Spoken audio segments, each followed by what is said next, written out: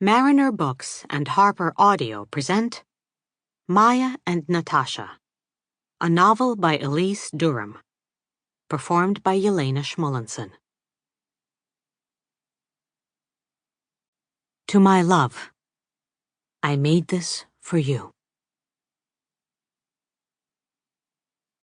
Prologue. Leningrad, August 1941. On a Friday, on a cheap street near the Neva, on an unmade bed in a colorless communal apartment, a very young woman rocked in pain. The midwife, sitting in the corner with her chin in her hand, waited to catch the babies. 2 babies, with the Germans knocking on the door of the city. The midwife had lived through the loss of 2 husbands and 5 children, and had already witnessed 2 wars. She had delivered babies in ditches and whorehouses and prisons. And yet, she could not imagine a worse entry into motherhood than this particular day, in this particular room, and she pitied the little blonde woman writhing on the bed, whose name was Yelizaveta. Yelizaveta was a dancer, and she was no stranger to pain. Once, while performing with the Kirov Ballet, she'd sprained a ligament near her right ankle and still finished her solo, and Stalin himself gave her a standing ovation as she hobbled off the stage. But it seemed to the midwife that the closer Yelizaveta got to bringing her children into the world, the more she faded from it.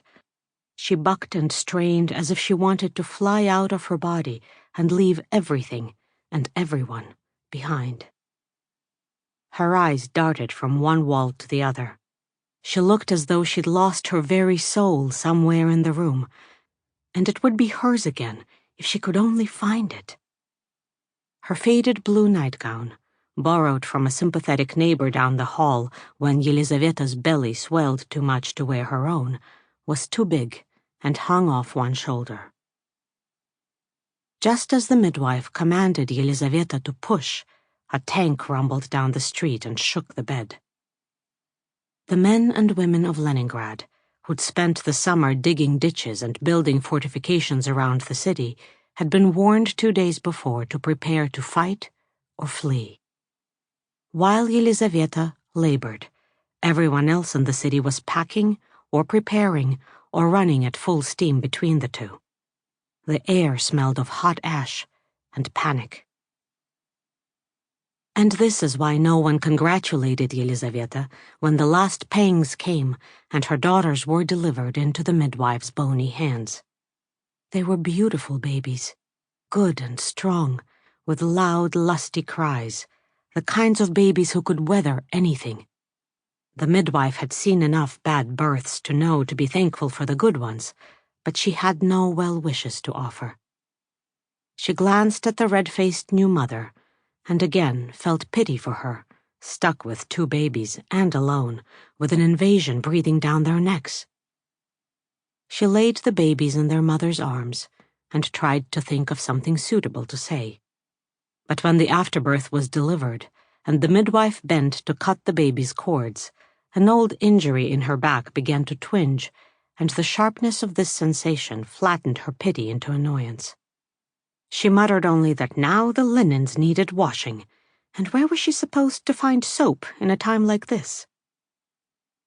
Yelizaveta's neighbors, who heard the entire birth through the thin walls of the communal apartment, weren't much better. They all shook their heads at Yelizaveta's fate. To have 1 child in these times was a misfortune. To have 2 felt like negligence. The building supervisor, an old man in the apartment 3 doors down, had a soft spot in his heart for the little dancer. When he heard the baby's first cries, he went to cross himself in response. But a plane buzzed low overhead, and his fingers froze over his collarbone, and he dove under his bed in fear. And that was the closest thing Yelizaveta got to a blessing that day.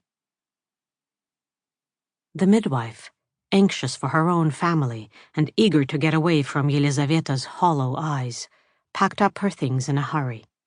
Later, when she unpacked at home, she would realize that Sample complete. Ready to continue?